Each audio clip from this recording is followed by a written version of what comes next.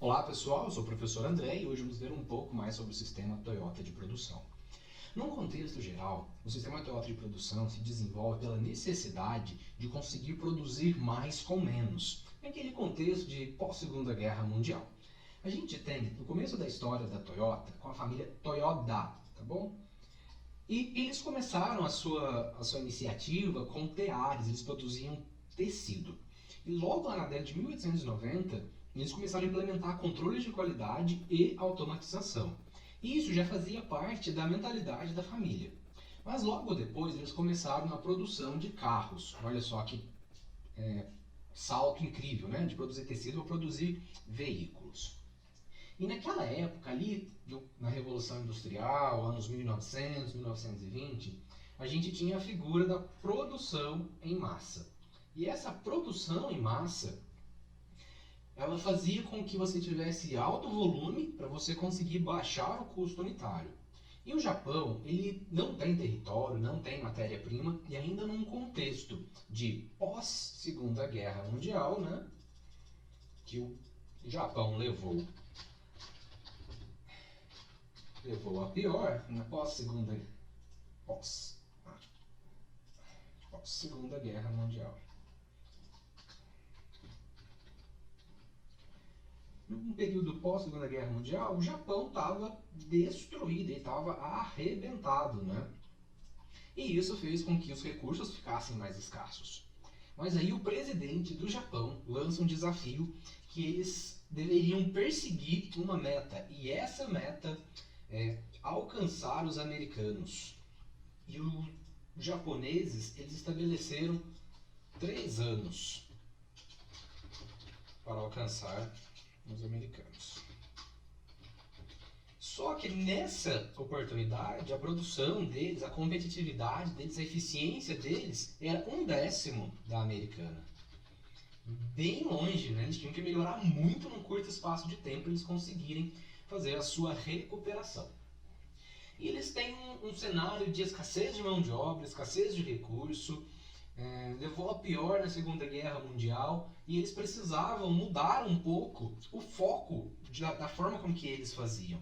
E eles começaram a olhar, então, as outras empresas, né, e eles não conseguiriam imitar esse modelo de produção em massa. Então, apesar da produção em massa funcionar em outros países, como nos Estados Unidos, por exemplo, não ia funcionar para a realidade dos japoneses, tá bom? Então, eles começaram a pensar de uma forma diferente. Como que a gente pode alcançar os americanos? Então, o Kiichiro Toyoda, ele começou a pensar nas formas de gestão que ele poderia fazer, e uma das formas foi o Just in Time. E a gente vai estudar isso com mais detalhes um pouco à frente. Kiichiro Toyoda falava o seguinte, olha só pessoal, ele falava o seguinte, vamos ler aqui. Tá bom, vamos ler, reduzir aqui para a gente conseguir ler. Kiichiro Toyoda falava o seguinte: eu planejo reduzir o tempo de folga nos processos de trabalho e na expedição de peças e de materiais o máximo possível. Então aqui nessa primeira parte, nessa primeira observação aqui, a gente está falando de redução de tempos de folga, ou seja, tempo ocioso, tempo parado. E ele coloca como princípio básico para a realização desse plano a abordagem do Just in Time. Just in Time, se você quiser escrever, anotar essa definição dele, é muito legal que você utilize isso mais para frente, tá? O Just in Time é uma abordagem que vai procurar com que as coisas dentro da fábrica sejam entregues no tempo certo, na qualidade certa e na quantidade certa. É você parar de ter dependência de estoques, você parar de estocar as coisas para você poder utilizar no outro dia, por exemplo. Just in Time é no tempo justo, no tempo certo, e vai vir as coisas na quantidade certa. Então ele falava, a regra é não despachar os produtos nem muito cedo e nem muito tarde, é no tempo certo. E eles começaram a olhar o que eles poderiam fazer, ainda baseado no que eles tiveram de experiência lá desde a produção de tecido. Eles começaram a entender que eles tinham alguns caminhos a seguir. Então, quais que eram as opções para eles naquela época, tá? Vamos escrever aqui. Uma das opções, onde vamos colocar aqui no nosso mapa mental, vamos colocar aqui desse lado. Então, eles poderiam comprar equipamentos avançados, eles poderiam desenvolver essas tecnologias, em vez de comprar pronta, ou olhar para o que eles já tinham e aumentar a produtividade dos empregados. Então aqui, pessoal, eu pergunto para vocês, o que é o mais barato de ser feito? Comprar equipamentos, desenvolver uma tecnologia ou aumentar a produtividade já dos empregados? Isso é importante a gente conseguir pensar para entender o contexto que eles estavam vivendo naquela época. Eles estavam destruídos, levaram 2 bombas na cabeça, então você acha que eles tinham dinheiro para ficar comprando equipamentos avançados? E ainda os equipamentos avançados eram desenhados para produção em massa.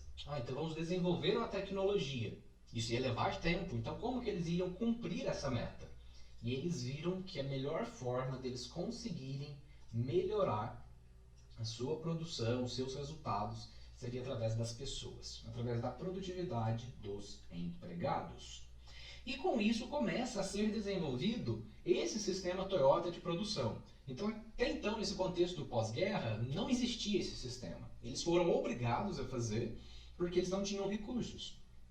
E a primeira coisa que eles começam a pensar em fazer é eliminar desperdícios. E com isso nasce aqui o principal foco do sistema Toyota de produção.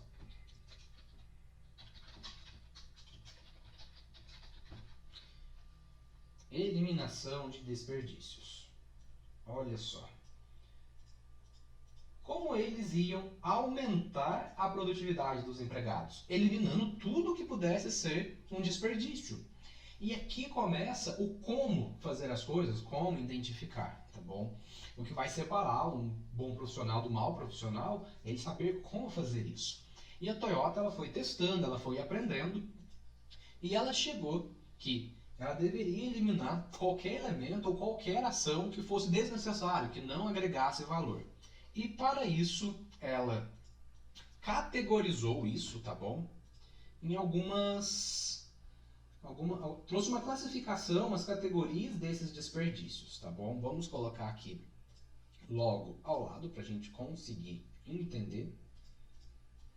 Ele eliminou os desperdícios através de uma identificação de onde acontecia esses desperdícios. E o meu software travou. Então, pessoal, aqui apareceu. Então nós temos aqui, pessoal, a classificação dos desperdícios. Inicialmente foram 7: superprodução, espera, transporte, processo, inventário, movimentação e correção, ou retrabalho, tá bom?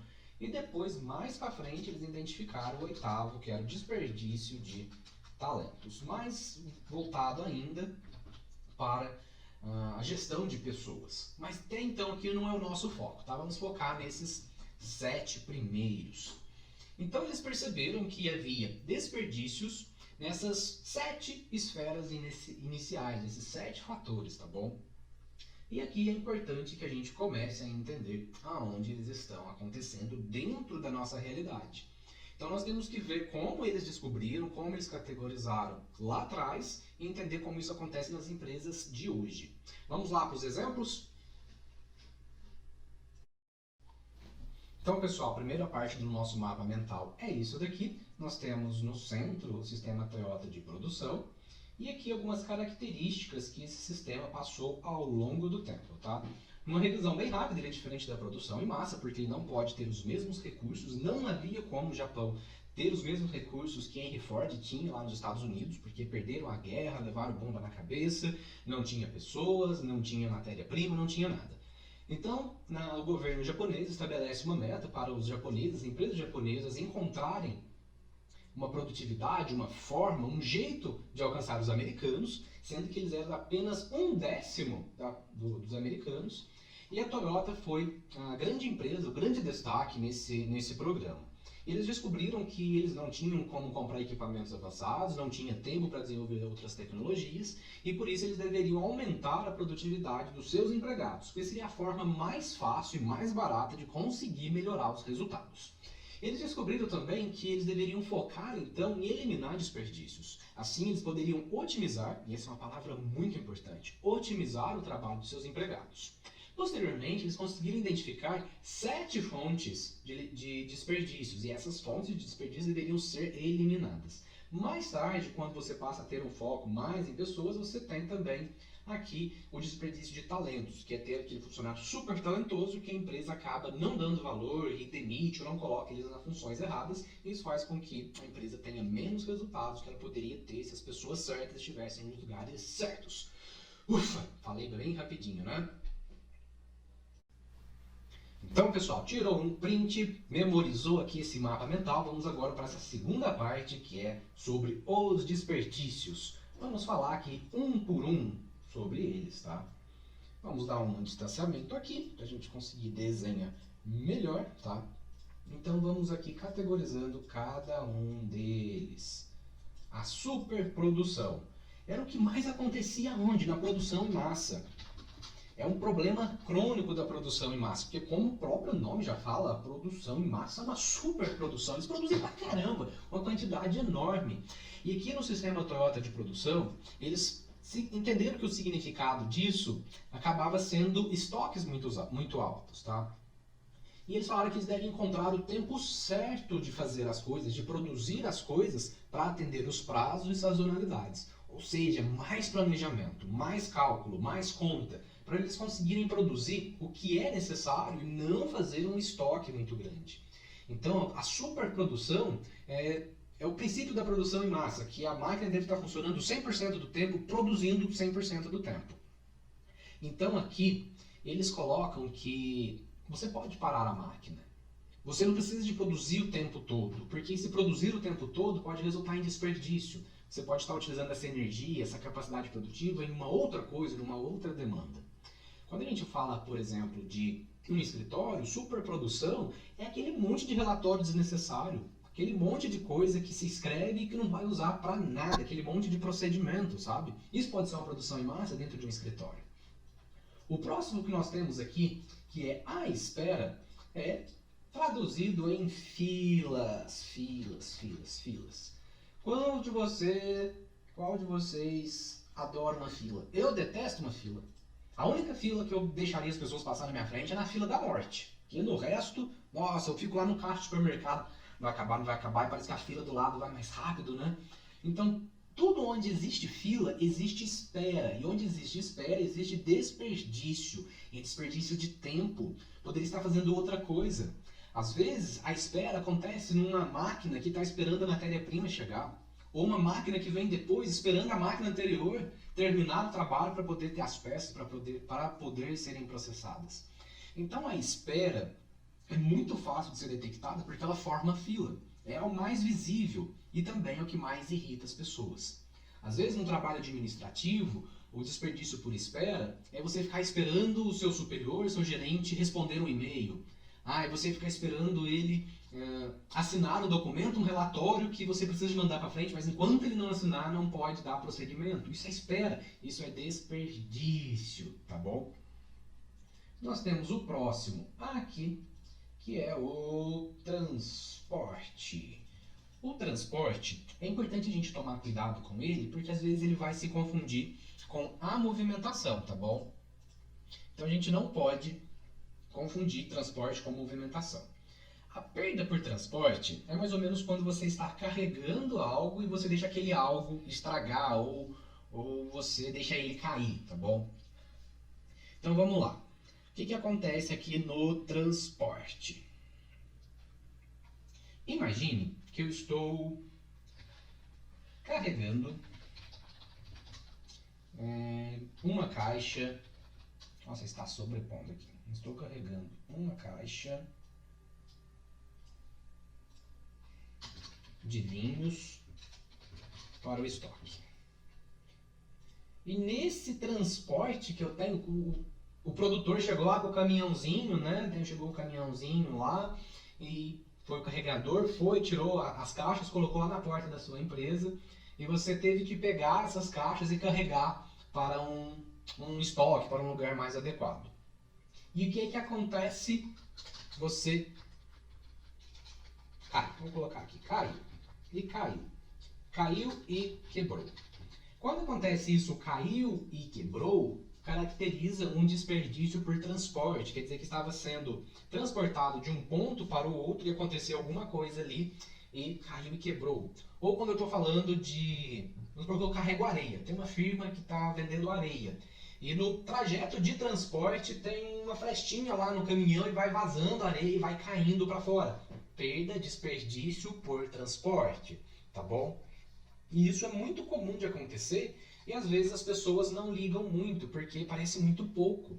Mas se você pegar de pouquinho em pouquinho, aquele negócio que vai sendo desperdiçado, vai quebrando só um pouquinho, ao longo de um ano você vai ver, por exemplo, quanto de areia você jogou fora, você desperdiçou, tá bom? A perda por processo é uma perda um pouquinho mais complicada da gente conseguir entender, tá bom? Imagine que eu esteja aqui na produção de laticínios. Então, num exemplo de perda por processo no laticínio, é quando você está produzindo, por exemplo, o Danoninho, e depois você precisa de produzir o Actimel. Você precisa produzir um outro produto. Você tem que lavar aquela linha de produção, você tem que lavar os equipamentos. E ali você joga muito do produto fora. E depois que você lava, o primeiro lote que sai você ainda descarta, porque ele pode ter algum contaminante de produtos químicos. Recentemente a gente teve um caso, né, do suco Ades, que eles não descartaram esse primeiro lote e saiu com soda cáustica lá no meio do suco, né? Isso é perda por processo, porque no processamento você acaba perdendo o produto. E isso acontece, assim, às vezes nas coisas mais simples. Imagina que você trabalha com artesanato e você precisa de cortar um tecido e sempre vai sobrar alguns retalhinhos ali. Isso é perda no processamento, tá bom? Tudo que acontece no processo de transformação que não está indo para o produto final, ou seja, 100% do tecido não virou roupa, teve alguns retalhos que é descartado ali. Isso é perda por processamento, tá bom? Então, vamos colocar aqui perda de um pouco dos produtos durante o processamento. E esse daqui, pessoal, é um dos mais difíceis de ser conseguido, de você conseguir eliminar, tá bom? Porque às vezes o próprio processo obriga que você tenha esse tipo de perda. Mas a Toyota falou assim, vamos eliminar isso daqui o máximo possível, tá? Vamos pro próximo, é um dos mais clássicos aqui, que é por inventário. Inventário é a mesma coisa que... Olha, escrevi errado aqui. Inventário é a mesma coisa que estoque. Aqui, pessoal, é importante a gente entender que existem 3 tipos de estoques, tá bom? Vou escrever eles aqui para vocês. E os 3 podem causar perdas. Todos os 3. Mas alguns são mais nocivos do que o outro. Eu tenho um estoque de matéria-prima, MP, tá bom? Estoque de matéria-prima. Eu tenho o estoque de Work in Progress, WIP, Work in Progress, que é aquele produto semi-acabado, tá? Ele tá ali no meio da produção e acabou o dia e ele ficou estocado ali para ser continuado num outro dia, numa outra semana, tá? Que é os semi-acabados, mas dentro do vocabulário da indústria WIP, Work in Progress, tá bom? E os estoques de produtos finais. Então, peguei a matéria-prima, processei, terminei o produto e não vendi, ele ficou lá no meu estoque. E esse daqui é com certeza o mais prejudicial. Por quê? Você gastou tempo processando, você gastou tempo da sua mão de obra, você gastou energia da sua máquina, você gastou pra caramba. E depois você não vai transformar esse dinheiro, você vai deixar ele lá no estoque. Aí lá no estoque, ele pode perder valor, ele pode depreciar, ele pode demorar a ser vendido e gerar mais custos. Você vai precisar de um segurança lá para cuidar desse estoque. Então, produtos finais no estoque é desperdício extremo de dinheiro, tá bom? Então esse daqui é um dos principais que é atacado dentro do sistema Toyota de produção, que é eliminação de estoques, e principalmente estoques de produtos acabados, os produtos finais, tá bom? O próximo, movimentação. Isso daqui acontece muito dentro da logística interna, tá bom? Então, vou até colocar aqui a palavra-chave, logística interna. Nossa, mas eu nunca pisei numa indústria, eu não consigo entender o que é essa logística interna. Então, vamos num exemplo dentro do escritório, onde acontece muito esse desperdício de movimentação. Então, eu vou abrir aqui do ladinho, tá? Pra gente fazer um desenhozinho, tá bom? Então, vamos supor que cada quadradinho que eu tenho aqui, seja uma baia, é um escritório, tá? Eles estão organizados aqui, um do ladinho do outro. Só que é muito caro você colocar uma impressora para cada um deles. Então eu vou colocar uma impressora aqui, tá bom? Aqui a bolinha é a minha impressora, a bolinha amarela é a impressora. Daí o que acontece quando esse cidadão aqui precisa imprimir? Ele manda imprimir e vem aqui. Impressora atolou, preciso mandar de novo. Aí ele volta. Aí ele, legal, agora vou mandar de novo. Aí ele vem aqui. Tudo isso é desperdício por movimentação. Esse daqui é a mesma coisa. Ele tem que vir aqui, voltar, vem e volta. Impressora é uma desgrama para dar erro, né? O único que está aqui mais ou menos, né, que não está tendo tanto desperdício de movimentação é esse daqui, que está logo aqui do lado. Ele estica o braço ali e ele já consegue pegar a impressão. Mas todos esses outros aqui, ó, estão ferrados. Eles precisam ficar se movimentando, indo para lá e para cá. E o seu cliente não paga isso. Isso não tem como você cobrar do seu cliente. Eu vou cobrar porque a impressora está longe, então esse serviço custou mais caro. Não, isso é desperdício. Então, uma forma de você resolver isso são através de arranjos no layout. Então, você coloca, por exemplo, um arranjo em U. Você coloca agora um carinha aqui, um outro aqui, tá bom? E esse aqui, e você coloca a impressora no meio, tá bom? Aí o espaço aqui de movimentação entre eles fica o mesmo. Se você precisar ir voltar e voltar e voltar, é menos espaço, ou seja, menos movimentação. Nossa, André, mas é muito pouco isso. Isso são alguns segundos. Mas imagina numa empresa muito grande, que você tenha milhares de funcionários perdendo milhares de segundos. Quanto que isso não daria para ser reutilizado ao longo de um ano inteiro? Isso daqui são perdas por movimentação. É também aquele negócio, pega o produto daqui e leva para lá. Tira do estoque, leva para a prateleira. Não vendeu da prateleira para o estoque. Tudo isso é movimentação. E lembra que eu falei para vocês que o transporte pode se confundir com a movimentação? Isso daqui quer dizer que às vezes quando você está movimentando o produto, você pode ter uma perda por transporte. Então o fato, por exemplo, da caixa de vinho. Chega o caminhão, carregamento, e você tem que colocar no segundo andar. O estoque fica no segundo andar. Então você precisa movimentar daqui até lá, da entrada da loja até no estoque. Depois do estoque você desce de novo e coloca ele na prateleira. Isso é perda por movimentação. Se no meio do caminho você tropeçou, caiu e quebrou um vinho, é perda por transporte, tá bom? Nós temos aqui o próximo, que é a correção, e é quando acontece problemas de qualidade. Então imagina que saiu um produto com um defeitinho. Saiu um produtinho com um defeitinho. Você precisa de corrigir esse problema. Você precisa de reprocessar o produto. Você precisa de consertar aquele defeito. E às vezes, uma coisa muito pequena gera um custo muito grande. Um carro não pode ser entregue faltando um parafuso. Um parafuso, o que é o valor de um parafuso? Mas um parafuso pode parar a linha de produção inteira. Um parafuso pode fazer o motor não funcionar direito. Então esses problemas de qualidade precisam ser corrigidos. E cada vez que surge um problema, você tem que gastar para resolver ele. E dentro do sistema Toyota de produção, é você conseguir controlar o seu processo, que depois a gente vai ver com mais calma dentro de controle de qualidade, para que você não tenha esses problemas, você não precisa ter retrabalho. Tá bom? Vamos colocar outra palavra-chave aqui. Retrabalhos, fazer duas vezes. Então os japoneses falavam o seguinte: faça certo da primeira vez e não deixe que o problema se propague. Então eu preciso de fazer certo para depois lá na frente eu não ter problemas, não ter que ter custos com a correção e problemas de qualidade. Como eu já comentei com vocês aqui, o que aparece depois, que são os talentos, são os problemas de colocar as pessoas certas no lugar errado. Então vamos supor que o Joãozinho, é japonês, né? Vamos supor que o Takakara no muro, não, brincadeira, não vou falar isso não. Então vamos supor que o Joãozinho o Joãozinho, ele é muito bom em informática. Ele é o crânio, ele é para programação, ele é muito bom trabalhando com computador. E lá na empresa eles colocam ele no atendimento. Você está desperdiçando o talento. Você está colocando uma pessoa que tem habilidades no lugar errado. E isso também é um desperdício.